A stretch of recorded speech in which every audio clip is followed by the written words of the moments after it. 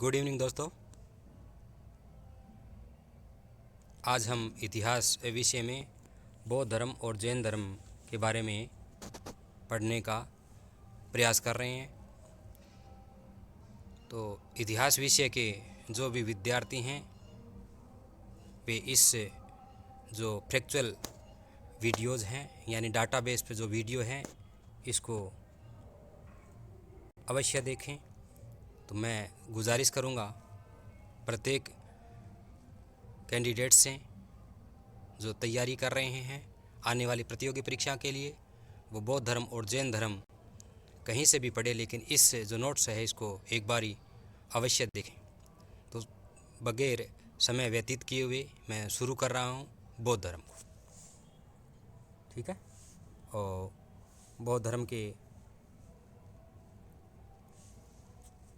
बारे में बात करें तो ये अनीश्वरवादी हैं, यानी ईश्वर की सत्ता को स्वीकार नहीं करता है, आत्मा की परिकल्पना भी नहीं करता। यानी बौद्ध धर्म क्या करता है, ईश्वर की कल्पना नहीं करता, ईश्वर को नहीं मानता है, आत्मा को भी नहीं मानता। बौद्ध और जैन में अंतर आएगा तब बात करेंगे।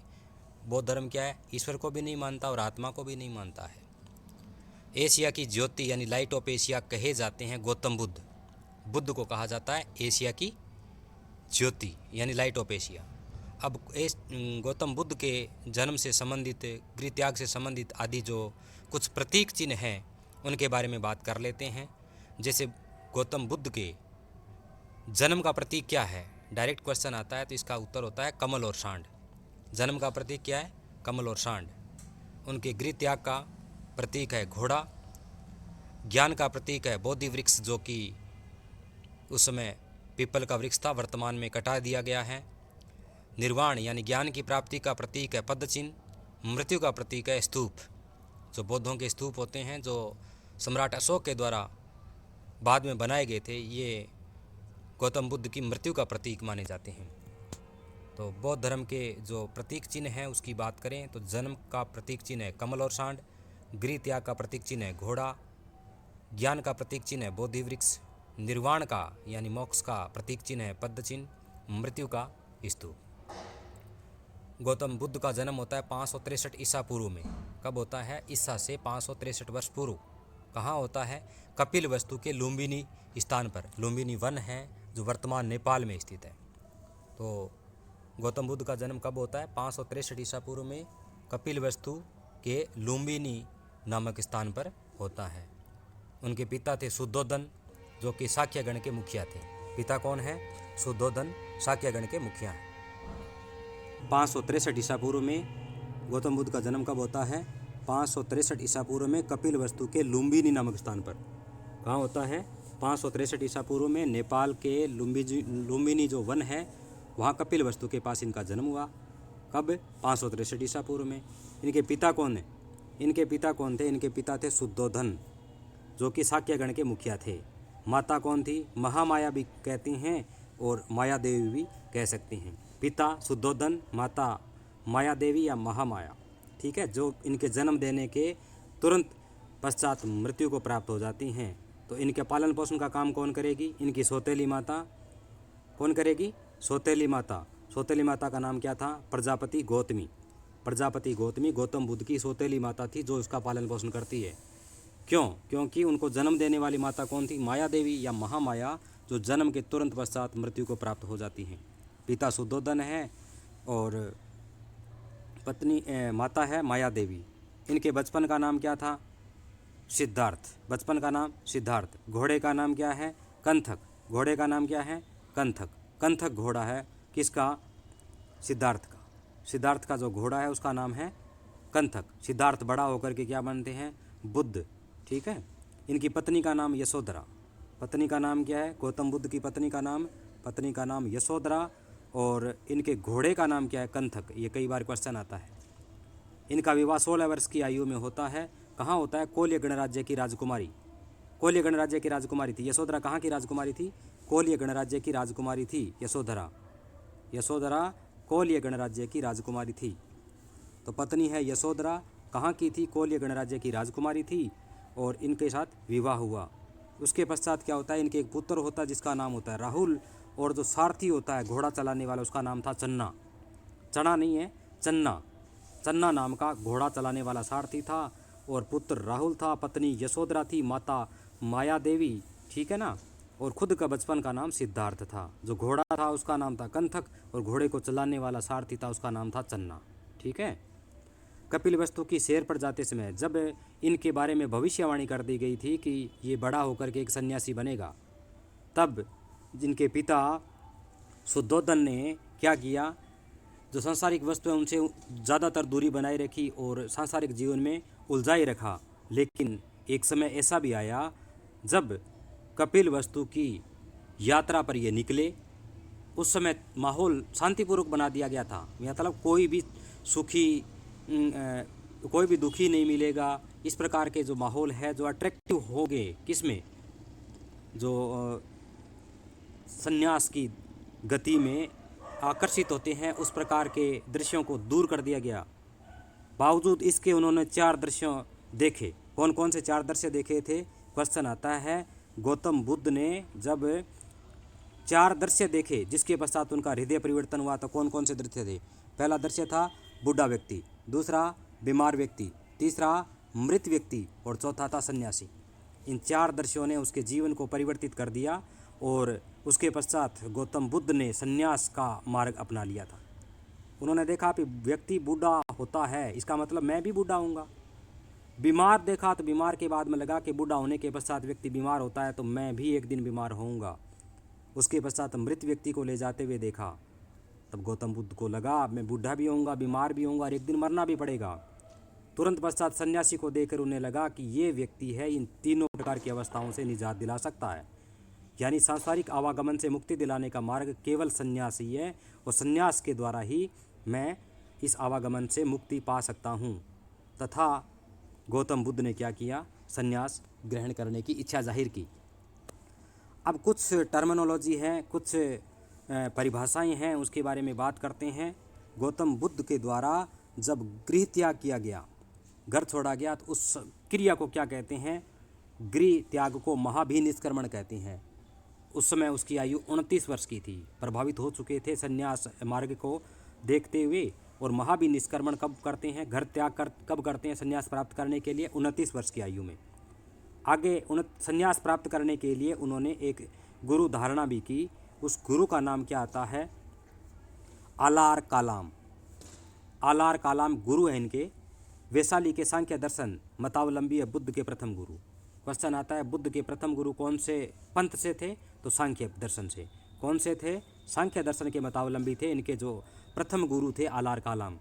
सांख्य दर्शन की शिक्षा ग्रहण की, गौतम बुद्ध ने दीक्षा ली और अपने मार्ग जो कि संन्यास मार्ग था उस पर चल पड़े। उसके पश्चात संतुष्टि नहीं मिली तो वो क्या करेंगे? संतुष्टि नहीं मिलने पर उन्होंने राजगीर के रुद्रक रामपुत को अपना गुरु बना लिया। पहले गुरु आलार कालाम, दूसरे गुरु रुद्रक रामपुत। आलार कालाम कौन थे? ये सांख्य दर्शन के मतावलंबी थे और वैशाली के थे, ठीक है। उसके पश्चात संतुष्टि न मिलने पर ये बुद्ध के दूसरे गुरु बने रुद्रक रामपुत, जो कि राजगीर के थे, ठीक है। अब आगे चलते हैं। जब रुद्रक रामपुत के साथ इन्होंने शिष्य ग्रहण कर लिया था, तब इन्होंने मिलकर के 5 पंडित और ये खुद एक शपथ ली कि जब तक ज्ञान की प्राप्ति नहीं होगी तब तक अन्न जल ग्रहण नहीं करेंगे। ऐसा करते हुए तपस्या में लीन हो गए थे। तो वो 5 साधक कौन थे? कई बार क्वेश्चन आता है, बुद्ध के साथ तपस्या करने वाले 5 पंडित कौन थे? तो उन पंडितों का नाम इस प्रकार है। पहला है कौंडिन्य, दूसरा है वप, तीसरा है भदीय, चौथा है असांगी या असांजी और 5वां होता है महानामा यानी आंज। वापिस बोलो, कौंडिन्य, आंज, असांगी, वप और भदीय। ये 5 पंडित थे जो गौतम बुद्ध के साथ तपस्या करने के लिए जंगल में अन्न जल को त्याग करके रत हो गए थे। लेकिन हुआ क्या? एक खीर प्राप्त हुई कुछ समय पश्चात, जिसको देख करके गौतम बुद्ध ने तो खीर को ग्रहण कर लिया। गौतम बुद्ध के द्वारा खीर ग्रहण करने पर इन 500 पंडितों ने उनका साथ छोड़ दिया और पथ भ्रष्ट मानते हुए इनको अलग कर दिया अपने गुट से। वो खुद तपस्या में रत रहे, लेकिन गौतम बुद्ध ने वो सारा छोड़ते हुए कहाँ चले गए? वो फल्गु नदी के किनारे चले गए। कहाँ पे चले गए? फल्गु नदी के किनारे। वो पंडित जी अपने तपस्या में लीन थे, लेकिन गौतम बुद्ध को क्या हुआ, 35 वर्ष की आयु जब उनको निकाला गया तो वहाँ से 35 वर्ष की आयु पूर्ण कर चुके थे। 6 वर्ष की कठोर तपस्या की 29 के बाद में। उस समय वैशाख पूर्णिमा थी। निरंजना यानी जो वर्तमान फल्गु नदी है उसके किनारे जो बोधि वृक्ष है जो कटवा दिया गया है उसके नीचे ज्ञान की प्राप्ति हुई थी। क्वेश्चन आता है गौतम बुद्ध को ज्ञान की प्राप्ति कब, किस अवस्था में और कहाँ हुई थी? तो उसका उत्तर है 5 जो शिष्य थे उनको छोड़ने, 5 जो साथी साधक थे उनको छोड़ने के पश्चात निरंजना नदी के किनारे जो वर्तमान में फल्गु नदी कहलाती है, 6 वर्ष की कठोर तपस्या करने के पश्चात जो बोधि वृक्ष है वैशाख पूर्णिमा के दिन ज्ञान की प्राप्ति हुई थी। ज्ञान की प्राप्ति हो गई तो उसके पश्चात ये क्या करेंगे, उन्हीं 5 पंडितों को उपदेश देंगे। उन्हीं 5 पंडितों को उपदेश देते हैं। कहाँ देते हैं ये प्रथम उपदेश? प्रथम जो उपदेश देते हैं उस क्रिया को कहते हैं धर्मचक्र प्रवर्तन। क्या कहते हैं? धर्मचक्र प्रवर्तन। ये देते हैं सारनाथ के ऋषिपत्तनम में। गौतम बुद्ध अपना प्रथम उपदेश कहाँ देते हैं, जिसको बोलते हैं धर्मचक्र परिवर्तन, ये देते हैं सारनाथ ऋषिपत्तनम में। ठीक है। इनकी जो भाषा थी वो पाली थी। कौशल, कौशाम्बी, वैशाली अन्य जगहों पर उपदेश दिए थे। पाली भाषा में कहाँ कहाँ उपदेश दिए? कौशल नरेश जो प्रसेनजीत थे, ठीक है ना, इसके शिष्य बने। कौशाम्बी, वैशाली और अन्य जगहों पर अपने उपदेश दिए। लेकिन सबसे ज़्यादा उपदेश दिए कौशल की राजधानी श्रावस्ती में। क्वेश्चन आता है सबसे ज़्यादा उपदेश कहाँ दिए? कौशल की राजधानी श्रावस्ती में सबसे ज़्यादा उपदेश दिए थे। कहाँ पे? कौशल की राजधानी श्रावस्ती में क्या सर्वाधिक उपदेश दिए गए। इनके अनुयायी कौन कौन से शासक थे? क्वेश्चन आता है अनुयायी शासक कौन कौन से थे। तो अनुयायी शासकों की बारे में बात करें तो पहला शासक आता है इनका बिंबिसार, दूसरा प्रसेनजित, तीसरा उदयन, चौथा अशोक। याद करना है, गौतम बुद्ध के अनुयायी बिंबिसार, प्रसेनजित, उदयन और अशोक। इसके अलावा अनेक शासक थे, ये मुख्य रूप से शासक हैं। पहला बिंबिसार, दूसरा प्रसेनजित, फिर उदयन, अशोक। ठीक है। क्योंकि अशोक ने बौद्ध धर्म को काफ़ी प्रचार प्रसारित किया और विदेशों में भी प्रसार किया था। अपने पुत्र जो महेंद्र है और अपनी पुत्री संघमित्रा, इन दोनों को श्रीलंका में भी भेजा था प्रचार के लिए। इसके अलावा काफ़ी अनुयायियों को विदेशों में बौद्ध धर्म के प्रचार के लिए भेजा था। जो कलिंग युद्ध हुआ था उसके पश्चात उनका हृदय परिवर्तन हुआ और हृदय परिवर्तन के पश्चात उन्होंने धम्म घोष की जगह भेरी घोष को अपना लिया था। ठीक है। अब आता है महापरिनिर्वाण। क्या अवस्था होती है जब इस सांसारिक शरीर को त्याग करना पड़ता है? ये जो भौतिक शरीर है इसको त्याग करना पड़ता है, तो इस अवस्था को कहते हैं महापरिनिर्वाण। 80 वर्ष की आयु में 483 ईसा पूर्व में। कब हुआ? 483 ईसा पूर्व में। 563 ईसा पूर्व में जन्म होता है, 583 ईसा पूर्व में ये महापरिनिर्वाण को प्राप्त करते हैं। कहाँ पे? कुशीनारा देवरिया। कहाँ की बात कर रहे हैं? यूपी में। उस समय उनका एक शिष्य है जिसका नाम है चुंद नाम का शिष्य है। उनको खीर देते हैं और खीर खाने के पश्चात गौतम बुद्ध महापरिनिर्वाण को यानी शरीर को त्याग करके चले जाते हैं। इनका भौतिक शरीर समाप्त हो जाता है। तो 80 वर्ष की आयु में 483 ईसा पूर्व में कहाँ पे? यूपी के कुशीनारा देवरिया में। इनका शिष्य है, प्रसिद्ध शिष्य चुंद, वो इनको भोजन देते हैं। वो खाने के पश्चात वो महापरिनिर्वाण को प्राप्त हो जाते हैं। जब इनका शरीर यानी भौतिक शरीर पंचतत्व में विलीन हो गया, तब वहाँ जो मल्ल गण राज्य के शासक थे इन्होंने क्या किया? इनका अंतिम संस्कार काफ़ी सम्मानपूर्वक किया। ठीक है। अब आती है अनुश्रुतियाँ ऐसी चलती है कि मृत्यु के पश्चात शरीर जो बुद्ध का शरीर है 8 भागों में बांट दिया गया और 8 भागों में बांट करके इनका प्रत्येक जो भाग है उस पर स्तूप बनाए गए। स्तूप का मतलब क्या होता है? विहार, यानी बौद्धों के घूमने का या पवित्र स्थल जिसको कहते हैं वो स्तूप कहलाते हैं। 8 भाग किए गए। 8 भाग के पश्चात प्रत्येक स्थान पर क्या बनाया गया? स्तूप बनाया गया। अब आता है कि गौतम बुद्ध के संबंधित कौन कौन से जो अभिलेख प्राप्त होते हैं। तो इसमें एक अभिलेख है कैंटोन का अभिलेख, जो भारत के पास नहीं बल्कि चाइना से प्राप्त हुआ। इसके आधार पर स्पष्ट रूप से गौतम बुद्ध की जन्म और मृत्यु के बारे में जानकारी प्राप्त होती है। यानी स्पष्ट प्रमाण कहाँ से मिलता है? कैंटोन अभिलेख जो चाइना के पास है। गौतम बुद्ध की इस अभिलेख से प्राप्त जानकारी बताती है कि 563 ईसा पूर्व में जन्म हुआ और 483 ईसा पूर्व में इनकी महापरिनिर्वाण की अवस्था प्राप्त हो गई थी। ठीक है। अब आता है ग्रंथों के बारे में बात करें, ग्रंथों के बारे में बात करें तो त्रिपिटक प्रसिद्ध है। क्या चीज़?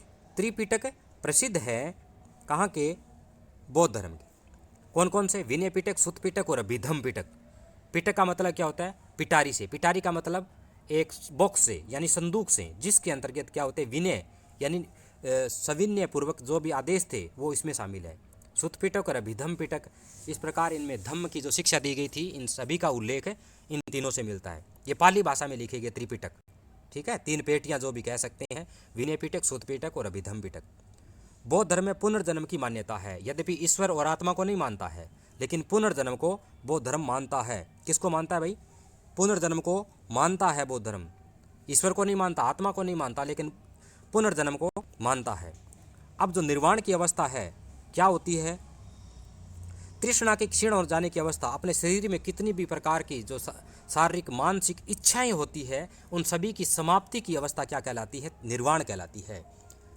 ये निर्वाण हो गया, और जब ये भौतिक शरीर भी छोड़ दिया तो वो महापरिनिर्वाण कहलाता है। निर्वाण का मतलब अगर सामान्य भाषा में कहे तो मोक्ष की प्राप्ति।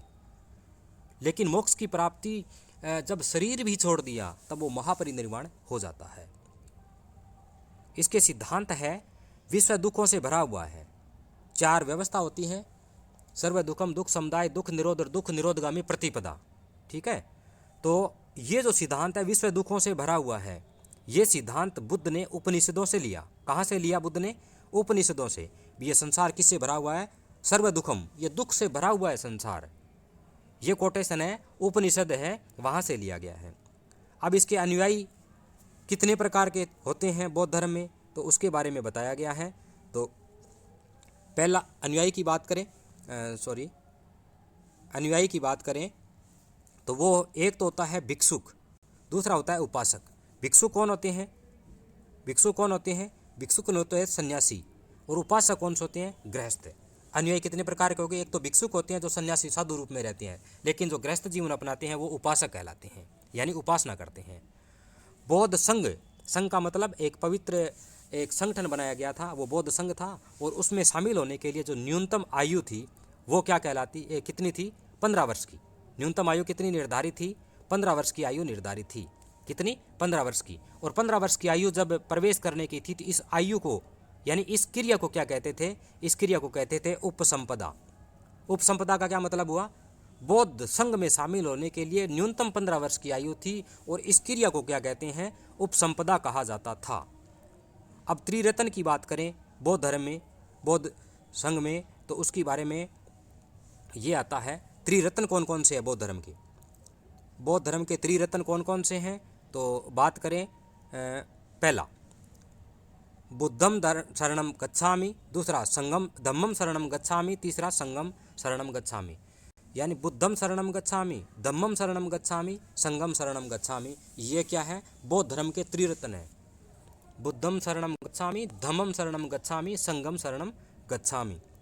अब बौद्ध संगीति, 4 बौद्ध संगीतियाँ हुई थी जब गौतम बुद्ध की महापरिनिर्वाण अवस्था प्राप्त हो गई थी, यानी 483 ईसा पूर्व में। तो प्रथम थी 483 ईसा पूर्व में, दूसरी 383 ईसा पूर्व में, दूसरी शताब्दी में, और इसके पश्चात पहली शताब्दी में। ये 4 बौद्ध संगीतियाँ हुई थी। जब चौथी बौद्ध संगीति थी उस समय बौद्ध धर्म 2 भागों में बंट गया था। बौद्ध धर्म कौन कौन से भाग हुए थे? 2 भागों में। कब बंटा? दूसरी बौद्ध संगीति के पश्चात। पहला था चौथी बौद्ध संगीति के पश्चात। पहला था हीनयान, दूसरा था महायान। अब कहते हैं कि ये 4 जो बौद्ध संगीतियाँ हैं ये कहाँ हुई थी, तो इसका एक छोटी सी ट्रिक के माध्यम से बताना चाहूँगा। राजा महाराजा आजा, ये पहली बौद्ध संगीति के लिए। राजा का मतलब राजगिरी, राजगिरी में हुई थी पहली। महाराजा मतलब महाकश्यप इसके अध्यक्ष थे। आजा मतलब अजातशत्रु इसके शासक थे। कब हुई थी? ये हुई थी 463 ईसा पूर्व में, 483 ईसा पूर्व में, सॉरी। मतलब गौतम बुद्ध की महापरिनिर्वाण के तुरंत पश्चात प्रथम बौद्ध संगीति का आयोजन हुआ था। तो इसका एक ट्रिक है, राजा महाराजा आजा, प्रथम बौद्ध संगीति के बारे में। राजा मतलब राजगिरी में, महाराजा मतलब महाकश्यप अध्यक्ष थे, और आजा मतलब अजातशत्रु उसमें शासक थे। दूसरी है राजा महाराजा वैसा सबका काल है, दूसरी वैशाली में हुई थी। दूसरी कहाँ हुई थी? वैशाली में। सबका मतलब साबक मीर अध्यक्ष थे, काल मतलब काला शोक उस समय शासक थे। 383 ईसा पूर्व में दूसरी बौद्ध संगीति हुई थी। तीसरी कब होती है? पटाओ मत आशिक, यानी पाटलिपुत्र में होती है, मत मतलब मोगलीपुत्र, तिस्स है वो अध्यक्ष थे, आशिक मतलब सम्राट अशोक उस समय तृतीय बौद्ध संगीति के समय शासक थे। चौथी है कुंवर जी कंगाल है, इसका मतलब चौथी बौद्ध संगीति कब होती है? प्रथम शताब्दी में कुंडलवन, जो कि कहाँ पे है? जम्मू कश्मीर में। जी मतलब वसुमित्र जी उस समय अध्यक्ष थे। कंगाल है मतलब कनिष्क उस समय शासक थे। ये 4 बौद्ध संगीतियाँ याद रखनी है। मैं वापिस ट्रिक को बोल रहा हूँ। राजा महाराजा आजा, वैसा सबका काल है, पटाओ मत आशिक, कुंवर जी कंगाल है। ठीक है। इस प्रकार चतुर्थ जो बौद्ध संगीति थी उसके पश्चात बौद्ध धर्म 2 भागों में बंट गया था, हीनयान और महायान। यद्यपि आगे चल करके एक और विभाग हो जाता है, तो लेकिन मुख्य रूप से हीनयान और महायान ही रहते हैं। धार्मिक जुलूस का प्रारंभ सर्वप्रथम बौद्ध धर्म द्वारा किया गया था। अब आता है बुद्ध पूर्णिमा। क्यों प्रसिद्ध है बौद्ध धर्म में? बुद्ध पूर्णिमा के दिन काफ़ी महत्वपूर्ण घटनाएं घटित होती हैं। बुद्ध पूर्णिमा किसको कहते हैं? बुद्ध पूर्णिमा, पहला क्वेश्चन आता है। वैशाख माह की पूर्णिमा को बुद्ध पूर्णिमा कहते हैं, क्योंकि इसी दिन बुद्ध का जन्म होता है, इसी दिन ज्ञान की प्राप्ति होती है और इसी दिन महापरिनिर्वाण की अवस्था होती है। तो बुद्ध पूर्णिमा क्यों कहते हैं? क्योंकि जो लगभग अच्छे कर्म हुए थे, जब अवतार हुआ था, एक तरह से उत्पन्न हुए थे और ज्ञान की प्राप्ति हुई थी, इसके पश्चात महापरिनिर्वाण की अवस्था हुई थी, वो सारी की सारी बुद्ध पूर्णिमा यानी वैशाख पूर्णिमा होने के कारण इस पूर्णिमा का नाम ही क्या हो गया? बुद्ध पूर्णिमा हो गया। ठीक है। अब बौद्ध संगीतियाँ हैं, इसको वापिस वैसे तो मैंने बता दिया है, लेकिन फिर भी ये ट्रिक लगा रखी है। राजा महाराजा आजा, इसका मतलब क्या हुआ? प्रथम बौद्ध संगीति 483 ईसा पूर्व में कहाँ हुई थी? राजा महाराजा, राजा मतलब राजगिरी में, महाराजा मतलब महाकश्यप अध्यक्ष है, आजा मतलब अजात शत्रु उस समय शासक थे। दूसरा क्या है? राजा महाराजा आजा, वैसा सबका काल है। द्वितीय जो बौद्ध संगीत थी वो 383 ईसा पूर्व में हुई थी। कहाँ हुई थी? वैश्या मतलब वैशाली में, सबका मतलब साबक मीर, काल है मतलब कालाशोक। ठीक है। तीसरा है पटाओ मत आशिक, तो तीसरी बौद्ध संगीति 255 ईसा पूर्व में। पटाओ मतलब पाटलिपुत्र, मत मतलब मोगलीपुत्र, तिस्स अध्यक्ष थे और आशिक मतलब सम्राट अशोक उस समय शासक थे। चौथा है कुंवर जी कंगाल है। चतुर्थ बौद्ध संगीति ईसा की प्रथम शताब्दी में होती है। कुंवर मतलब कुंडलवन जो जम्मू कश्मीर में है। जी वसुमित्र जिसका दूसरा नाम अश्वघोष भी कहते हैं, जो उपाध्यक्ष थे उसमें। उसके अलावा शासक के कंगाल है मतलब कनिष्क से। ये ट्रिक है, इसको एक बार स्क्रीनशॉट के माध्यम से भी याद कर सकते हैं, लेकिन चारों बौद्ध संगीतियों का समय भी याद करना है। 483 ईसा पूर्व प्रथम, 383 ईसा पूर्व द्वितीय, 255 ईसा पूर्व तृतीय और प्रथम शताब्दी चतुर्थ बौद्ध संगीति। ठीक है। एक बार वापस ट्रिक को देखो। बौद्ध संगीतियाँ राजा महाराजा आजा, वैसा सबका काल है, पटाओ मत आशिक, कुंवर जी कंगाल है। अपने याद करने के उद्देश्य से इसको लगातार पढ़ते रहना है। अब आता है 4 आर्य सत्य कौन कौन से हैं जो बौद्ध धर्म में प्रचलित हैं। हर धर्म की अलग अलग कुछ टर्मिनोलॉजी है, उसी के आधार पर बात करें तो बौद्ध धर्म में प्रथम जो 4 आर्य सत्य हैं उनके बारे में बात करते हैं। आर्य सत्य मतलब किसको मानता है? पहला ये है कि सर्व दुखम, यानी पूरा जो संसार है दुख में है। दूसरा दुख समुदाय, ये दुख हर जगह उपलब्ध है। तीसरा दुख निरोध, दुख को समाप्त किया जा सकता है। और दुख निरोधगामी प्रतिपदा, इसको किस मार्ग से समाप्त किया जा सकता है, ये प्रतिपदा कहते हैं मार्ग को। तो 4 आर्य सत्य कौन कौन से हैं? सर्व दुखम, दुख समुदाय, दुख निरोध और दुख निरोधगामी प्रतिपदा, यानी जो दुख है उसको समाप्त करने का भी तो मार्ग होता है ना। ये 4 आर्य सत्य कहे जाते हैं बौद्ध धर्म में। ठीक है। 4 आर्य सत्य एक बार रिपीट करें। सर्व दुखम यानी सभी दुखी हैं, दुख समुदाय, दुख निरोध और चौथा है दुख निरोधगामी प्रतिपदा।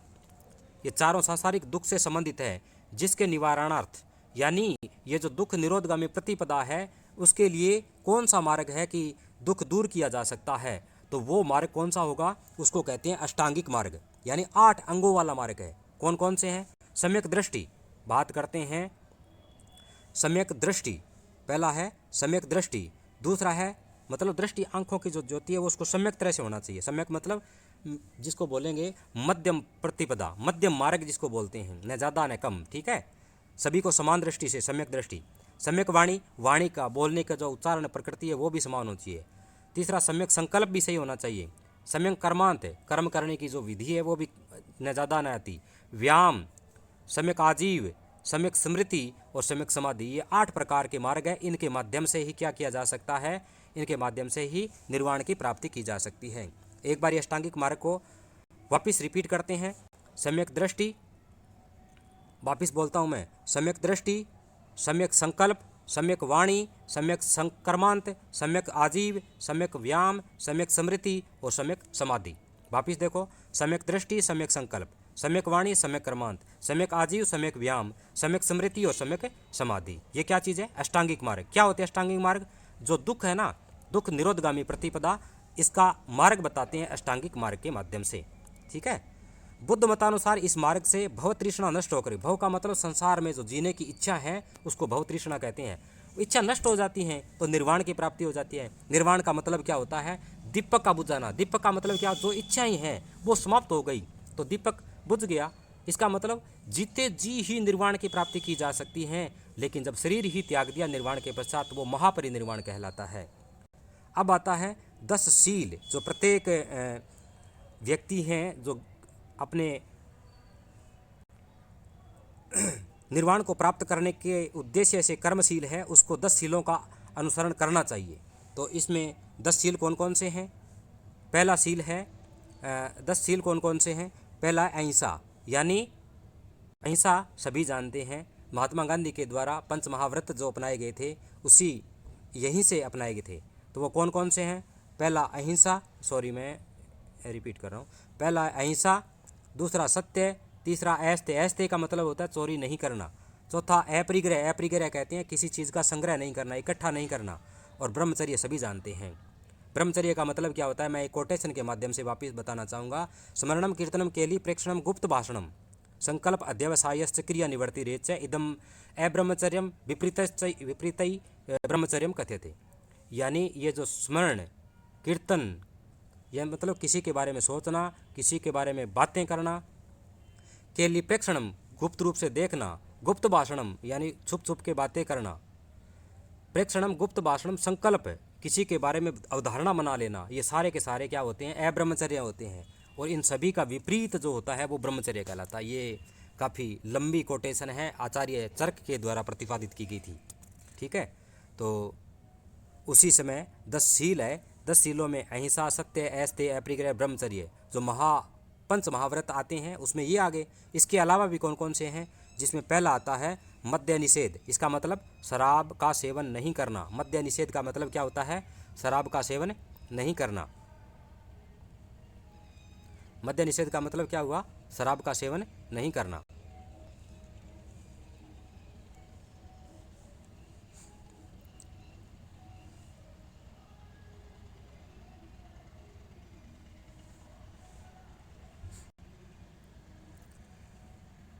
मद्य निषेध का मतलब क्या हुआ? मद्य निषेध का मतलब शराब का सेवन नहीं करना। असमय भोजन का त्याग, ऐसा नहीं अभी फिक्स टाइम न करते हुए भी खाना खा रहे हैं, वो भी गलत है। सुखप्रद बिस्तरों का त्याग, नृत्य ज्ञान से दूरी और धन का संचय न करना। वैसे आ चुका है अपरिग्रह में, लेकिन फिर भी अलग से दे दिया इसको। ठीक है। अब आता है बुद्ध ने मध्यम मार्ग यानी मध्यम प्रतिपदा का उपदेश दिया। मध्यम मार्ग का मतलब क्या होता है? किस दो अतियों के मध्य का मार्ग, न तो बहुत ज़्यादा और न बहुत कम। इसका मतलब क्या हुआ? बीच वाला हिस्सा। इसका मतलब जिस प्रकार कहा जाता है वीणे को अच्छी तरह से बजाने के लिए उसके तारों को न तो ढीला छोड़ा जाए, इतना ढीला भी नहीं छोड़ा जाए ताकि उसकी आवाज़ ही ना आए, और इतना टाइट भी न किया जाए ताकि वो तार ही टूट जाए। इसका मतलब मध्यम रखते हुए उसको स्थिर करना है। तो इसी को मार्ग का अनुसरण किया था किसने? गौतम बुद्ध ने। उनका कथन था मध्यम प्रतिपदा, जो मार्ग मध्यम है, न दो अतियों के मध्य का भाग है, उसी का अनुसरण करना चाहिए, तभी व्यक्ति सफल हो सकता है। अब आता है जातक कथाएं। जातक कथाएं क्या होती हैं? यानी गौतम बुद्ध के जन्म से पूर्व ही जो कथाएं प्रचलित थी भी इस टाइप से गौतम बुद्ध का अवतार होगा या उपस्थित होंगे, तो वो कथाएं क्या कहलाती हैं? जातक कथाएं कहलाती हैं। जातक कथाएं प्रदर्शित करती हैं कि बोधिसत्व का अवतार मनुष्य के रूप में भी हो सकता है और पशुओं के रूप में भी। जातक कथाएं क्या कहती हैं? मनुष्य के रूप में भी अवतार हो सकता है और पशुओं के रूप में भी हो सकता है। शाक्य मुनि के रूप में अंतिम जन्म लिया, तो पूछ सकते हैं भी अंतिम रूप से जन्म लेने वाला जो बोधिसत्व है वो कौन सा है? शाक्य मुनि। अंतिम रूप से जन्म लेने वाला है शाक्य मुनि। मैत्रेय और अन्य अनाम बुद्ध के जन्म होने अभी बाकी हैं। तो कुछ जो बुद्ध हैं उनका अभी भी अवतार होना बाकी है, जिसमें मैत्रेय है ए नाम, कई नाम वाले जो है वो इसमें शामिल हैं। अब आगे चलते हैं। सर्वाधिक बुद्ध की मूर्ति है वो कौन सी शैली में है? गांधार शैली। ठीक है, बुद्ध की सर्वाधिक मूर्ति कौन सी शैली में है? वो है गांधार शैली में मूर्ति प्राप्त होती है। प्रथम मूर्ति मथुरा शैली की, सबसे ज़्यादा तो है गांधार शैली की, लेकिन जो पहली मूर्ति है वो कौन सी शैली की है? वो मथुरा शैली की। मथुरा का मतलब यूपी। ठीक है। पद्म संभव। अब अगला आता है पद्म संभव क्या चीज़ है? कौन है पद्म संभव? तिब्बत, भूटान और पड़ोसी देशों में बौद्ध धर्म का प्रचार करने वाला प्रचारक था। कौन था? तिब्बत, भूटान, पड़ोसी देश जो भी थे वहाँ पद्म संभव, जो एक थेरा जिसको बोलते हैं, थेरा का मतलब बौद्ध धर्म का प्रचार करने वाला व्यक्ति होता है, उसको थेरा बोलते हैं। तो पद्म संभव भी एक थेरा थे। ठीक है। तो पद्म संभव के गुरु का नाम क्या था? क्वेश्चन आता है पद्म संभव के गुरु का नाम क्या था? तो पद्म संभव के गुरु का नाम था रिनपांच। ठीक है। ये तीसरी जो ब्रांच थी किसकी? हीनयान और महायान के पश्चात तीसरी ब्रांच थी वज्रयान। वज्रयान का मतलब क्या होता है? जिसमें मॉडर्न जो फैक्टर है उसको भी शामिल किया गया, आधुनिक विज्ञान के तत्वों को भी शामिल किया जाता है। हीनयान जो परंपरागतवादी होते हैं, महायान जिसमें कहते हैं कि सभी का कल्याण होगा। हीनयान क्या कहता है? अपो दीपो भवे, खुद का कल्याण खुद ही के द्वारा किया जा सकता है। लेकिन महायान ये कहता है कि एक व्यक्ति दूसरों का भी कल्याण कर सकता है। और वज्रयान ने क्या किया? इन दोनों का जो भी अच्छाइयाँ थी उनको ग्रहण किया और उसमें वैज्ञानिकता के तत्वों को समाहित किया और ये ब्रांच बनी वज्रयान। ठीक है। तो जो पद्म संभव है वो वज्रयान शाखा से थे और पद्म संभव के गुरु का नाम था रिनपांच। और पद्म संभव ने तिब्बत, भूटान जैसे भारतीय पड़ोसी देशों में बौद्ध धर्म का प्रचार किया था। ठीक है। अब आता है इनकी 123 फीट ऊंची मूर्ति रेवालसर झील हिमाचल प्रदेश में है। क्योंकि प्रचारक थे, थेरा थे, इसलिए इनकी मूर्ति 100 कितनी 23 फुट ऊंची है। कहाँ पे? कहाँ पे है 123 फुट ऊंची? रेवालसर झील। वापस मैं रिपीट कर रहा हूँ, 123 फीट ऊंची है, रेवालसर झील है। और कहाँ पे है? हिमाचल प्रदेश में। किसकी? पद्म संभव की। भारत में उपासना की जाने वाली प्रथम मूर्ति संभवतः बुद्ध की है। बुद्ध की ही उपासना की जाने वाली प्रथम मूर्ति है। ठीक है। तो अभी अपने गौतम बुद्ध के बारे में जो मुख्य मुख्य फैक्ट्स है उनके बारे में पढ़ा है। अभी जैन धर्म के बारे में भी पढ़ेंगे। दोस्तों नमस्कार। बौद्ध धर्म पढ़ने के पश्चात अब हम जैन धर्म के बारे में जो मुख्य फैक्ट्स है उनके बारे में जानकारी प्राप्त करेंगे। जैन और बौद्ध वैसे तो समकालीन हैं, लेकिन इनकी जो विचारधाराएं हैं कुछ में समानताएं हैं और कुछ विचारधाराएं अलग अलग हैं। उन्हीं के बारे में अभी अपने चर्चा कर रहे हैं। ठीक है। बौद्ध धर्म के जो संस्थापक हैं, इस्टेब्लिश्ड है, वो है ऋषभदेव जी। बौद्ध धर्म का प्रचार करने से पहले संस्थापक के बारे में चर्चा करेंगे, तो वो है ऋषभदेव जी, जिसको आदिनाथ भी कहते हैं। आदिनाथ भी कहते हैं, ऋषभदेव जी कहते हैं, जैन धर्म के संस्थापक थे। जैन धर्म की सबसे पहले तीर्थंकर भी जिसको कह सकते, तीर्थंकर का मतलब इनके जो मुख्य संत हैं उनको तीर्थंकर कहते हैं। और प्रथम तीर्थंकर या इसके संस्थापक की बात करें तो ऋषभ देव जी या आदिनाथ भी कहते हैं इनको। ऋषभ देव जी का दूसरा नाम क्या है? आदिनाथ। ठीक है। तो जैन धर्म में तीर्थंकर यानी कितने संत हुए हैं? मुख्य रूप से 24 तीर्थंकर हुए हैं, जिनके बारे में आज भी अपने अध्ययन करते रहते हैं। तो प्रथम तीर्थंकर की बात करें तो ऋषभदेव है। प्रथम तीर्थंकर कौन है? ऋषभदेव। अब आते हैं ऐसे ही इनके 23वें तीर्थंकर थे। 23वें तीर्थंकर कौन थे? पार्श्वनाथ। 23वें तीर्थंकर कौन थे? पार्श्वनाथ थे। पार्श्वनाथ कौन थे? काशी के इक्ष्वाकु वंशीय राजा अश्वसेन के पुत्र। यानी प्रथम थे ऋषभदेव, उसके अलावा अनेक 22 अनंत तीर्थंकर थे, लेकिन अपने 23 और 24वें के बारे में ही अध्ययन करेंगे। 23वें तीर्थंकर थे पार्श्वनाथ। पार्श्वनाथ कौन थे? काशी के इक्ष्वाकु वंश के जो राजा थे अश्वसेन। इक्ष्वाकु वंश के राजा का नाम क्या था? अश्वसेन। उनके पुत्र थे कौन? पार्श्वनाथ। ठीक है। इन्होंने क्या किया? 30 वर्ष की आयु ग्रहण करने के पश्चात 30 वर्ष की आयु ग्रहण करने के पश्चात संन्यास धारण कर लिया था। बात कर रहे हैं जैन धर्म की। बौद्ध धर्म के समकालिक है ऋषभदेव जी यानी आदिनाथ है, इनके प्रथम तीर्थंकर या संस्थापक भी कह सकते हैं। कुल मिलाकर 24 तीर्थंकर हुए, लेकिन अपने 23वें और 24वें के बारे में ही ज़्यादा जानकारी साझा करेंगे, जिसमें 23वें तीर्थंकर है पार्श्वनाथ जी, पार्श्वनाथ जी काशी के इक्ष्वाकु वंश के राजा अश्वसेन के पुत्र थे, जिन्होंने 30 वर्ष की आयु में संन्यास धारण कर लिया था। इनकी जो शिक्षाएं थी 4 थी। बात करें किसकी? पार्श्वनाथ की। पार्श्वनाथ की 4 शिक्षाएं थी। ठीक है, आगे चल कर के 5वीं ऐड हो जाती हैं, लेकिन अभी बात करें पार्श्वनाथ जी के बारे में तो पार्श्वनाथ जी ने कितनी शिक्षाएं दी? पार्श्वनाथ जी ने 4 शिक्षाएं दी। कौन कौन सी थी 4? बात करें 4 शिक्षाएं कौन कौन सी थी? पहली अहिंसा, ठीक है, दूसरी सत्य, तीसरी अस्तेय, चौथी कौन सी थी? अपरिग्रह, जो कि जैन धर्म में बौद्ध दर्शन में भी अपने पढ़ी थी। पहली शिक्षा क्या थी पार्श्वनाथ जी की? सत्य, अहिंसा, अस्तेय। ये 4 सत्य, अहिंसा, अस्तेय और अपरिग्रह। अस्तेय का मतलब चोरी नहीं करना, अपरिग्रह का मतलब अतिरिक्त धन का संग्रह नहीं करना। बाद में गांधी जी ने भी इसका अनुसरण किया था। अब आते, ये तो 23वें तीर्थंकर थे पार्श्वनाथ जी, उसके बारे में है जो 4 इन्होंने शिक्षाएं दी, जिसमें क्या था? ब्रह्मचर्य शामिल नहीं था, जो बाद में महावीर स्वामी के द्वारा इसमें सम्मिलित करते हुए पंचमहाव्रत हो जाते हैं ये। ठीक है, अब मुख्य रूप से बात करते हैं महावीर स्वामी। किसके बारे में बात करते हैं? महावीर स्वामी के बारे में बात करते हैं। महावीर स्वामी कौन थे? 24वें और अंतिम तीर्थंकर थे। अंतिम तीर्थंकर थे और इनका जन्म कब होता है? 540 ईसा पूर्व में। कब होता है इनका जन्म? 540 ईसा पूर्व में। कहाँ पे? कुंडग्राम, वैशाली में। वैशाली कहाँ थी? वज्जी महाजनपद। वज्जी महाजनपद की राजधानी थी वैशाली, वहाँ कुंडग्राम में इनका जन्म होता है। महावीर स्वामी का जन्म कहाँ होता है? पहली बात, ये 24वें तीर्थंकर है, अंतिम तीर्थंकर है, 540 ईसा पूर्व में जन्म होता है।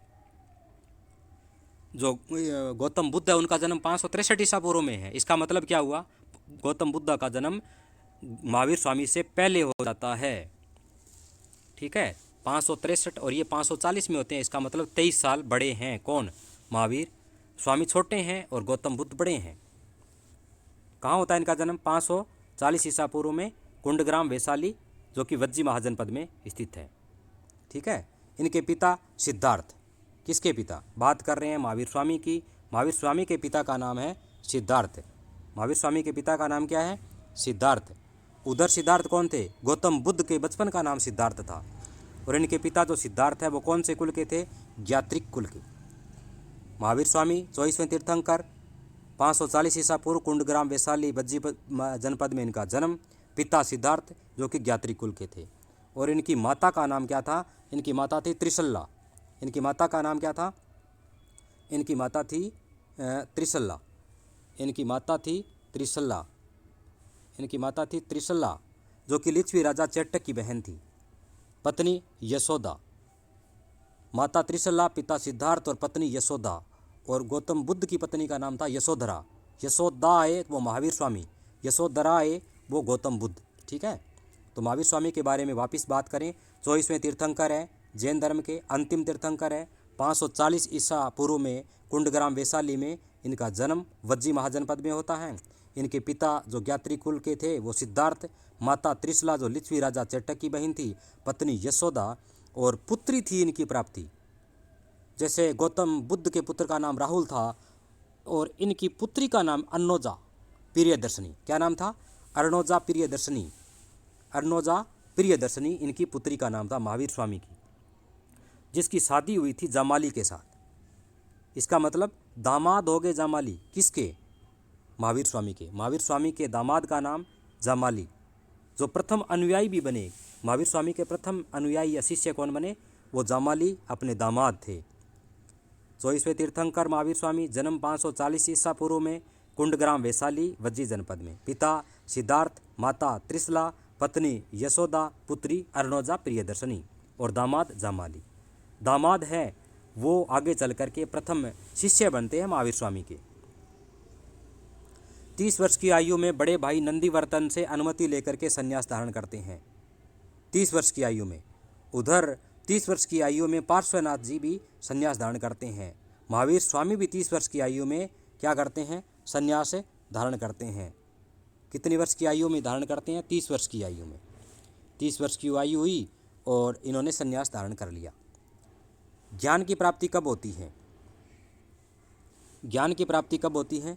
12 वर्ष की तपस्या उपरांत। उधर गौतम बुद्ध ने 6 वर्ष की तपस्या की थी, इन्होंने 12 वर्ष की तपस्या की। 12 वर्ष की तपस्या की और जृंभिक एक जगह है, वहाँ 498 ईसा पूर्व में ऋजुपालिका नदी के किनारे, देखो अलग अलग हैं, और साल वृक्ष के नीचे। गौतम बुद्ध को बोधि वृक्ष के नीचे हुई थी, जो पीपल का पेड़ था, जबकि महावीर स्वामी को साल वृक्ष के नीचे हुई थी, जो ऋजुपालिका नदी के किनारे हैं। ठीक है, दोनों कंपेरेटिव रूप से पढ़ेंगे तो अच्छा रहेगा। ज्ञान की प्राप्ति 12 वर्ष की यानी 42 वर्ष की आयु में हो जाती है इनको, और गौतम बुद्ध को 35 वर्ष की आयु में हो जाती है। 30 वर्ष की आयु में संन्यास धारण करते हैं, बड़े भाई नंदीवर्धन को अनुमति लेकर के चले जाते हैं, और 12 वर्ष की तपस्या करेंगे तो 42 वर्ष की आयु हो जाएगी। तब जृंभिक एक नगर है, वहाँ 498 ईसा पूर्व में ऋजुपालिका नदी के तट पर साल वृक्ष के नीचे ज्ञान की प्राप्ति हो जाती है। जिस प्रकार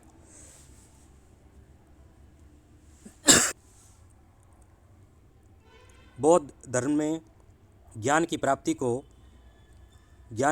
को बौद्ध धर्म में बुद्धत्व कहते हैं, उसी प्रकार जैन धर्म में कैवल्य नाम दिया गया। क्या नाम दिया गया? कैवल्य। उधर वो बुद्धत्व भी कहते हैं, निर्वाण भी कहते हैं, और जैन धर्म में इसको कैवल्य कहते हैं। दोनों एक ही चीज़ है, शब्द अलग हैं। महावीर इसी समय जब ज्ञान की प्राप्ति होगी यानी कैवल्य की प्राप्ति होगी, तब वो क्या कहलाए?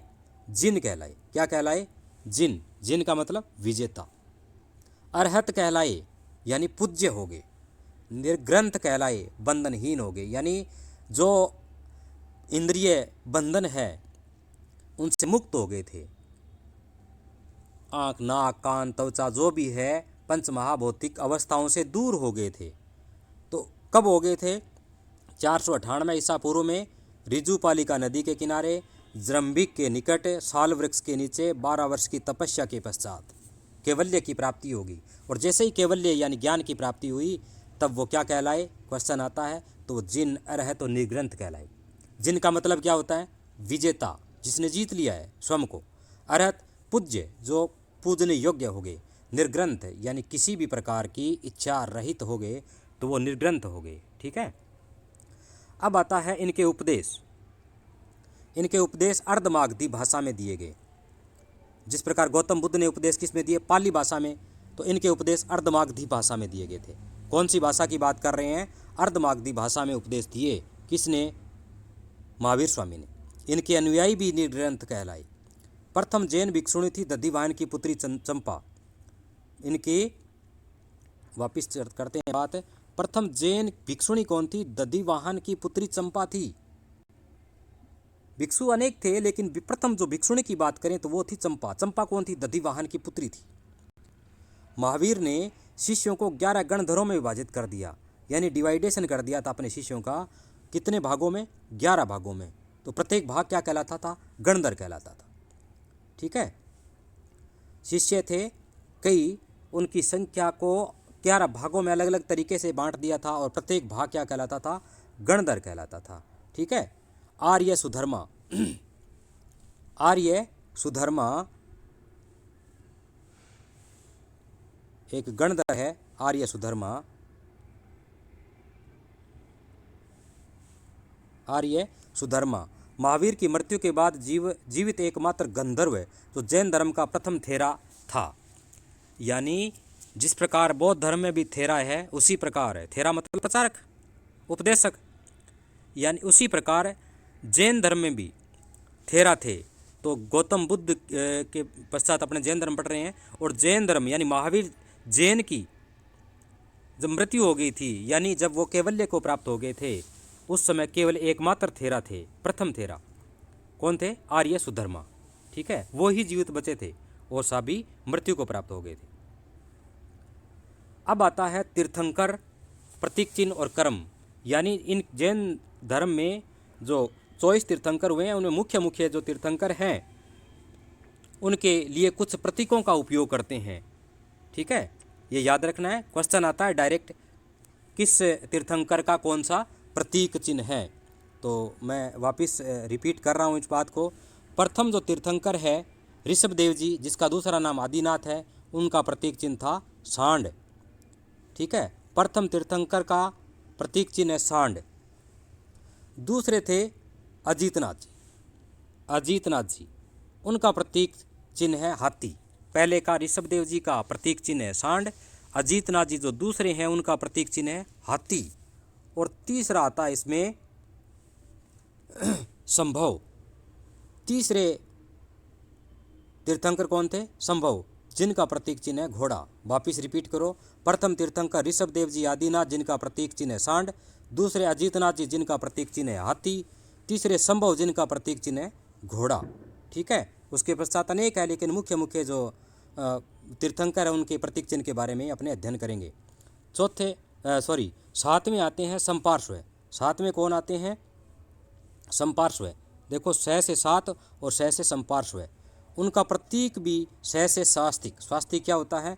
स्वास्तिक का मतलब ये जो चिन्ह बना हुआ था ये स्वास्तिक चिन्ह होता है। ठीक है, तो प्रथम तीर्थंकर ऋषभ देव जी का सांड, दूसरे तीर्थंकर अजीतनाथ जी का हाथी, तीसरे संभव का घोड़ा और सातवां संपार्श्व का स्वास्तिक। उसके पश्चात आता है 16वां। उसके पश्चात कौन सा आता है? 16वें आते हैं शांतिनाथ। 16वें कौन आते हैं? शांतिनाथ, और प्रतीक चिन्ह है हिरण। 16वें जो तीर्थंकर है शांतिनाथ, उनका प्रतीक चिन्ह हिरण को बनाया गया है। फिर आता है 21वें नेमी या नामी। 21वें कौन है? नेमी या नामी, और उनके प्रतीक चिन्ह है नीलकमल। ठीक है, 21वां नेमी या नामी, नीलकमल और 21वें। ठीक है, अब आता है 22वां। 22वां तीर्थंकर कौन है? 22वें तीर्थंकर कौन है भाई? 22वें तीर्थंकर है अरिष्टनेमी। 22वें तीर्थंकर कौन है? अरिष्टनेमी। प्रतीक चिन्ह क्या है? शंख। 23वें तीर्थंकर अभी अपने पढ़ा था। 23वें तीर्थंकर का अभी अपने पढ़ा था पार्श्वनाथ। प्रतीक चिन्ह है सर्प। और 24वें और अंतिम तीर्थंकर थे महावीर जैन, जिनका प्रतीक चिन्ह है सिंह। तो एक बारी मुख्य मुख्य जो तीर्थंकर हैं उनके प्रतीक चिन्ह के बारे में जानकारी प्राप्त कर लेते हैं। मैं यहीं छोड़ता हूँ, आप स्क्रीनशॉट भी ले सकते हैं। तीर्थंकर और प्रतीक चिन्ह। प्रथम ऋषभ देव जी का प्रतीक चिन्ह सांड, दूसरे अजीतनाथ जी का प्रतीक चिन्ह हाथी, तीसरे संभव का प्रतीक चिन्ह घोड़ा, सातवें संपार्श्व का प्रतीक चिन्ह स्वास्तिक, 16वें शांति का प्रतीक चिन्ह हिरण, 21वें नेमी या नामी का प्रतीक चिन्ह नीलकमल, 22वें अरिष्ट नेमी का प्रतीक चिन्ह शंख, 23वें पार्श्वनाथ का प्रतीक चिन्ह सर्प, और 24वें और अंतिम तीर्थंकर है महावीर स्वामी, जिनका प्रतीक चिन्ह है सिंह। ऋषभ देव और अरिष्ट नेमी। ऋषभ देव पहले, अरिष्ट नेमी 22वें। इन दोनों का उल्लेख ऋग्वेद में है। क्वेश्चन आता है ऋग्वेद में कौन से तीर्थंकर का उल्लेख है? तो ऋषभ देव जी का भी उल्लेख है और अरिष्ट नेमी का। यह भी आ सकता है कि कितने नंबर के जो तीर्थंकर उनका उल्लेख है, तो पहले और 22वें नंबर के तीर्थंकरों का उल्लेख किया गया ऋग्वेद में। अरिष्ट नेमी भगवान श्री कृष्ण के निकट संबंधी माने जाते हैं। अरिष्ट नेमी कौन है? भगवान श्री कृष्ण के निकट संबंधी, ये जो 22वें तीर्थंकर है। ठीक है, मगध में 12 वर्षों का भयंकर अकाल पड़ा। क्वेश्चन आता है कब पड़ा अकाल? 300 ईसा पूर्व में। 300 ईसा पूर्व में मगध में 12 वर्षों का भयंकर अकाल पड़ा। तब क्या हुए? दो जो तीर्थंकर थे, दो संत थे, जिसमें अनुयायी जिसको बोल सकते हैं। पहले थे भद्रबाहु, दूसरे थे स्थूलभद्र। वो दोनों मगध में थे और दोनों के आपस में जो विचारधाराएं हैं वो टकराहट हो गई। टकराहट के फलस्वरूप भद्रबाहु रूठ करके दक्षिण की ओर चले गए। दक्षिण में कर्नाटक में श्रवणबेलगोला की जो गुफाएं हैं वहाँ जाकर के तपस्या में लीन हो गए। कारण ये था कि भद्रबाहु चाहते थे कि किसी भी प्रकार के कपड़े न पहना जाए, आकाश को ही कपड़े माना जाए। यानी ये क्या कहलाते थे? ये भद्रबाहु थे, ये आकाश को ही कपड़े मानते थे। इसका मतलब क्या हुआ? दिगंबर कहलाते थे। स्थूलभद्र क्या थे? ये सफ़ेद कपड़े धारण करते थे, इसलिए ये श्वेतांबर कहलाए। भद्रबाहु कर्नाटक यानी श्रवणबेलगोला की तरफ चले गए। ठीक है, और स्थूलभद्र मगध में ही रुके रहे। अकाल पड़ा तो उससे ये इस प्रकार की विचारधारा हुई। भद्रबाहु ने वापस लौटने पर मतभेद के कारण जैन दो भागों में बंट गया। श्वेतांबर तो कहलाया स्थूलभद्र के शिष्य, यानी जो सफ़ेद कपड़े धारण करते थे, और दिगंबर जो कि आकाश को ही कपड़े मानते थे, यानी नग्न रहते थे, वो भद्रबाहु के शिष्य कहलाए। तो अकाल पड़ा, अकाल के पश्चात दोनों में अलग अलग विभक्ति के फलस्वरूप इनके पहनने के अंदाज को लेकर के जैन धर्म दो भागों में बंट गया। कौन सा? पहला श्वेतांबर और दूसरा दिगंबर।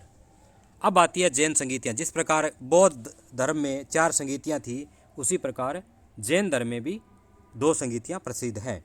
तो जैन संगीतियों की बात करें तो प्रथम जैन संगीति कब होती है? प्रथम जैन संगीति होती है 300 ईसा पूर्व में। कहाँ पे? पाटलिपुत्र में, और अध्यक्ष स्थूलभद्र, क्योंकि भद्रबाहु तो चले गए थे दक्षिण की तरफ। अकाल पड़ा, प्रथम बौद्ध संगीति हुई, भद्रबाहु तो चले गए दक्षिण में श्रवणबेलगोला की तरफ, तो अकेले स्थूलभद्र रह गए। स्थूलभद्र उसके अध्यक्ष हो गए और पाटलिपुत्र में हुई थी। दूसरी बौद्ध संगीति जैन संगीति कब हुई थी? दूसरी जैन संगीति ये होती है 6ठी शताब्दी में। पहली तो होती है 300 ईसा पूर्व में पाटलिपुत्र में, दूसरी होती है 6ठी में वल्लभी गुजरात में, और क्षमा श्रवण उसके अध्यक्ष होते हैं। दूसरी के कौन होते हैं? क्षमा श्रवण अध्यक्ष होते हैं। पहली के स्थूलभद्र अध्यक्ष, दूसरी के क्षमा श्रवण अध्यक्ष होते हैं। 2 जैन संगीतियाँ हैं, पहली 300 ईसा पूर्व, दूसरी 6ठी शताब्दी में, यानी कुल मिला के 900 सालों का गैप है। पहली 300 ईसा पूर्व में क्या होता है? स्थूलभद्र है वो अध्यक्ष होते हैं पाटलिपुत्र में। दूसरी वल्लभी गुजरात की जो क्षमा श्रवण अध्यक्ष होते हैं 6ठी शताब्दी में। अब आता है जैन त्रिरत्न, ये टर्म्स है। जैन त्रिरत्न कौन कौन से हैं? सम्यक दर्शन, सम्यक ज्ञान और सम्यक आचरण। कौन कौन से हैं जैन दर्शन में? पहला सम्यक दर्शन। कौन से हैं? सम्यक दर्शन, दूसरा सम्यक ज्ञान और सम्यक आचरण। ये 3 चीज़ है। सम्यक दर्शन, सम्यक ज्ञान और सम्यक आचरण, ये जैन त्रिरत्न कहलाते हैं। ठीक है, अब आगे चलते हैं। पंच महाव्रत वैसे अपने पढ़ चुके हैं जैन दर्शन बौद्ध में भी, लेकिन यहाँ पंच महाव्रत के रूप में जाना जाता है। कहाँ पे? जैन दर्शन में। कौन कौन से हैं जैन दर्शन में पंच महाव्रत? तो पहला आता है अहिंसा का, दूसरा आता है सत्य का, तीसरा आता है ऐस्ते का, चौथा आता है अपरिग्रह का, और 5वां आता है ब्रह्मचर्य का। पंच महाव्रत कौन कौन से जैन धर्म के? पहला अहिंसा, दूसरा सत्य, तीसरा ऐस्ते, चौथा अपरिग्रह और 5वां ब्रह्मचर्य। जैन धर्म ईश्वर को नहीं मानता है, बौद्ध धर्म ही नहीं मानता, लेकिन आत्मा की मान्यता है। इसका मतलब जैन धर्म और बौद्ध धर्म की पहली जो अंतर है वो है आत्मा को लेकर। जैन धर्म आत्मा को मानता है और बौद्ध धर्म क्या होता है? जैन धर्म आत्मा के अस्तित्व को स्वीकार नहीं करता। इसका मतलब जैन दर्शन है वो आत्मा की स्वीकारोक्ति करता है, लेकिन बौद्ध आत्मा को नहीं मानता। महावीर पुनर्जन्म व कर्मवाद में विश्वास करते हैं, जैन दर्शन भी करते हैं। ये समानता आ गई ना, पुनर्जन्म में वो भी करता है बौद्ध और जैन भी करते हैं, कर्मवाद में बौद्ध भी करते हैं और जैन भी करते हैं। ठीक है, अब आता है सप्तभंगी न्याय। सप्तभंगी न्याय क्या चीज़ होती है? कुछ चीज़ें हैं अस्तित्व को स्वीकार करने के लिए। स्यादवाद, अनेकांतवाद, यानी जो चीज़ें हैं उसको स्वीकार करना है। जिस प्रकार आत्मा और परमात्मा, आत्मा का परमात्मा में मिलन होता है, लेकिन आत्माएं अनेक हैं। इसी प्रकार अनेक आत्माओं को अलग अलग कैवल्य की प्राप्ति की जा सकती है। जैन धर्म में अपने आध्यात्मिक ज्ञान सांख्य दर्शन से लिए। जिस प्रकार आलार कालाम गौतम बुद्ध के प्रथम शिष्य थे, वो भी सांख्य दर्शन के प्रणेता थे। तो जैन धर्म ने भी अपने आध्यात्मिक ज्ञान कहाँ से लिए? सांख्य दर्शन से लिए। सांख्य दर्शन प्राचीन भारतीय जो षड दर्शन है उसमें एक शामिल है सांख्य दर्शन। ठीक है, इनके अनुयायी कौन कौन से शासक हैं? जिस प्रकार अशोक वगैरह उसमें थे, तो यहाँ अनुयायी शासक जैन धर्म के कौन कौन से हैं? कौन कौन से हैं? बात करें प्रथम का उदयन, बात करें द्वितीय का वंदराजा, बात करें तृतीय का चंद्रगुप्त मौर्य। ये क्या है? जैन धर्म के उपदेशक शासक, उदयन, वंदराजा, चंद्रगुप्त मौर्य। इसके अलावा कौन कौन से थे? कलिंग नरेश खारवेल, राष्ट्रकूट अमोघ वर्ष, चंदेल शासक, ये सारे के सारे क्या थे? चंदेल शासक ये सारे के सारे क्या थे? जैन धर्म के अनुयायी थे। कौन कौन से जैन धर्म के? उदयन वंदराजा, चंद्रगुप्त मौर्य, कलिंग नरेश खारवेल, राष्ट्रकूट राजा अमोघ वर्ष और चंदेल शासक। अब आता है गौतमेश्वर की मूर्ति। तो श्रवण बेलगोला में कौन सी मूर्ति है? गौतमेश्वर की मूर्ति है। कौन सी मूर्ति है? गौतमेश्वर की मूर्ति है। मैसूर के गंगवंश के राजा ने बनवाई थी। मैसूर के गंगवंश के राजा के जो मंत्री थे, जिनका नाम क्या था? चामुंड, उन्होंने प्रोत्साहन दिया तो गंगवंश के राजा ने ये क्या किया? ये उस मूर्ति को बनवा दिया था। कहाँ पे है गौतमेश्वर की मूर्ति? इसका मतलब गौतम जैन धर्म से संबंधित है, भगवान महावीर से संबंधित है, जिनको गौतम भी कहते हैं। श्रवण बेलगोला में मूर्ति है। वो चामुंड जो मंत्री था गंगवंश के राजा का, उसकी प्रोत्साहन से फलस्वरूप 10वीं शताब्दी में बनी थी। खजुराहो में जैन मंदिरों का निर्माण चंदेल शासक है। खजुराहो एक प्रसिद्ध जो है खजुराहो के जो प्रसिद्ध मंदिर हैं, उसके बारे में जानकारी जो बनाया गया था, उसके बारे में जानकारी प्राप्त होती है कि चंदेल शासकों द्वारा इसका निर्माण किया गया था। ठीक है। मथुरा मौर्योत्तर युग में जैन धर्म का प्रसिद्ध केंद्र था। यानी मथुरा बौद्ध धर्म का और जैन धर्म दोनों का था, लेकिन जैन धर्म के लिए यह प्रसिद्ध केंद्र बन गया था। मथुरा कला की बात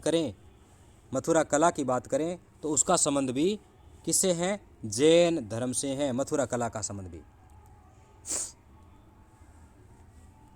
अब आता है कल्पसूत्र, जो भद्रबाहु ने लिखी। में तीर्थंकरों की जीवनी है। भद्रबाहु कौन है? जो दक्षिण की तरफ चले गए और दिगंबर यानी कपड़ों न पहनते हुए आकाश को ही कपड़े मानने वाले थे। ठीक है। उनकी जो जीवनी है वो कल्पसूत्र में दी गई है। कल्पसूत्र एक ग्रंथ का नाम है। महावीर स्वामी की मृत्यु 72 वर्ष की आयु में, उधर गौतम बुद्ध की मृत्यु 80 वर्ष की आयु में होती है, 483 ईसा पूर्व में, और इनकी मृत्यु होती है 468 ईसा पूर्व में। कितनी वर्ष की आयु ये भी पूछा जा सकता है। तो 72 वर्ष की आयु तो रहती हैं महावीर स्वामी और 80 वर्ष की आयु रहती है गौतम बुद्ध। महावीर स्वामी की जो मृत्यु होती हैं वो महावीर स्वामी की वो 468 ईसा पूर्व में, और गौतम बुद्ध की बात करें तो 483 ईसा पूर्व में। ठीक है, जब प्रथम बौद्ध संगीति होती है। इनकी मृत्यु होती है कहाँ पे? पावापुरी। कहाँ होती है? पावापुरी, राजगीर, बिहार में होती है। ठीक है। अब आता है मल्ल राजा सुस्तिपाल के राज प्रसाद में महावीर स्वामी को निर्वाण की प्राप्ति हुई। क्वेश्चन आता है ज्ञान की प्राप्ति कहाँ हुई थी? महापरिनिर्वाण, यानी निर्वाण का मतलब जब इन्होंने शरीर कहाँ छोड़ा था? मल्ल राजा थे। मल्ल एक वंश है। मल्ल राजा सुस्तिपाल के राजप्रसाद में महल में छोड़ा था। निर्वाण यानी इन्होंने शरीर छोड़ दिया था। कब?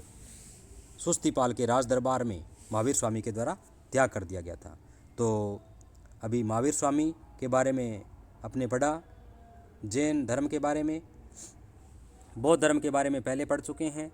बौद्ध और जैन धर्म समकालिक थे। इसके पश्चात भारत में पुनः जो सनातन धर्म है उसमें सुधारात्मक प्रयास किए गए, और धीरे धीरे जो जैन और बौद्ध धर्म का प्रसिद्धि थी उसमें कमी आई और सनातन धर्म पुनः अपने प्रचार प्रसार करने लगा था। इस प्रकार जैन और बौद्ध धर्म समानता के सिद्धांत पर बात करते हैं। जैन धर्म का ज़्यादातर शहरी क्षेत्र में ही प्रचार हो सका, लेकिन बौद्ध धर्म विदेशों में, ग्रामों में और यहाँ तक कि दूर दराज के क्षेत्रों तक प्रचलित हुआ था, और अभी भी इसके अवशेष मौजूद हैं। जैन धर्म की एक संथारा प्रक्रिया है जिसमें अपने शरीर को अन्न जल छोड़ते हुए परम तत्व की प्राप्ति के उद्देश्य के लिए छोड़ दिया जाता है, जिसको हाल ही में सुप्रीम कोर्ट के द्वारा प्रतिबंधित कर दिया गया था, लेकिन अभी भी वो प्रचलित है। इसी प्रकार किसी भी धर्म का उद्देश्य लोगों के कल्याण के लिए अच्छे कार्य करना होता है, तो हम यही आशा करते हैं भी इस प्रकार जो भी धर्म है उनका केवल और केवल एकमात्र उद्देश्य सबका कल्याण होना चाहिए। सभी का कल्याण होगा तो अपना कल्याण उसमें समाहित होगा। सभी को इस आशा करते हैं कि सभी को इस पर ये वीडियो अच्छा लगा। आप सभी का सहयोग इसी प्रकार लगातार बना रहे, इसी आशा के साथ गुड नाइट। धन्यवाद। Thank you.